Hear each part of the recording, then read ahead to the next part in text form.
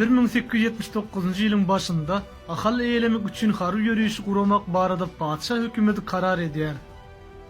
Oňa taryhda birinji ahal-teki harby ýörüýüş diýip ad berilýär. Harby ýörüýüşe başçylyk etmäge Rus-Türk uruşlarynda şöhret kazanan general Lazarew bellenilýär. Ol ahal türkmenlerine haty berip, olaryň gürrüňsiz boyun eýmegini talap edipdir. Lazarewiň beýleki tekep birligi türkmenleri haskem öjükdirýär. Indi ahalda parahatçylygyň ýa-da uruşmagyň tarapdary ýaly iki topara bölünmek ýokdy. Ýurdu goramak üçin ähli halk görüşi alyp barylýar.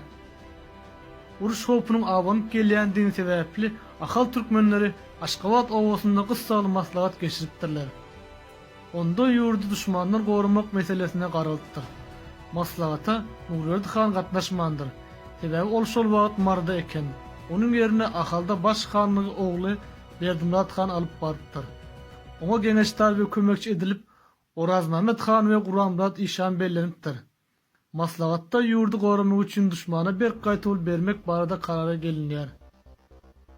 Lazarewiň ýytýaryna her biri 450 adamdan ibaret bolan 16 batalyon, Kazaklaryň 1800-ligi 2 atly eskadron, 34 top we başga da köp mukdarda goşmaça harby enjamlar berilipdir.